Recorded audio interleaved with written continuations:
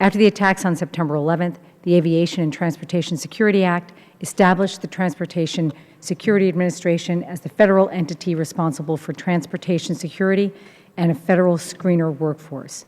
This represented a pivot away from the pre-9/11 model, but it also included an amendment that led to the establishment of SPP, which gives airports the opportunity to opt out of federal screening and instead contract private companies to conduct security screening services under federal oversight.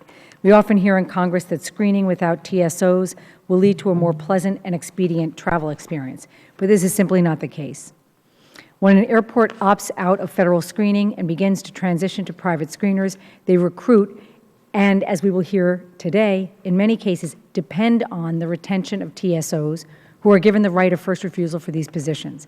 The airports enforce the same policies and procedures, hoping to retain the same personnel, who are often forced to choose between accepting the same job with less benefits, relocating to continue working for TSA, or finding other jobs.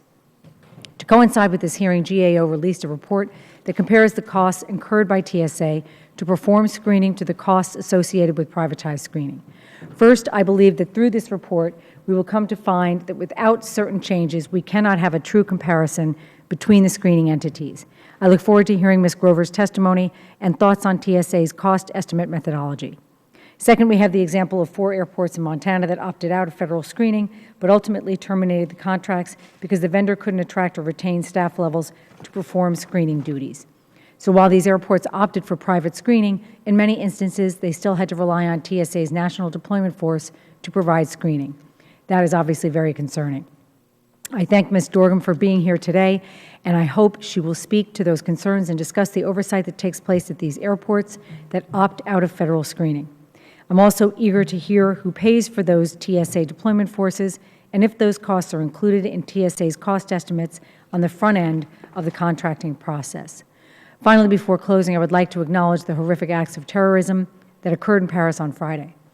Those attacks, along with the explosion of a metro jet in Egypt, remind us that the threat of terrorism has not gone away. That threat is very real, it is constant, and it is always evolving. TSOs play a critical role in confronting that threat. They serve on the front line of our nation's airports, screening millions of passengers daily, and I thank them for working to keep the traveling public safe.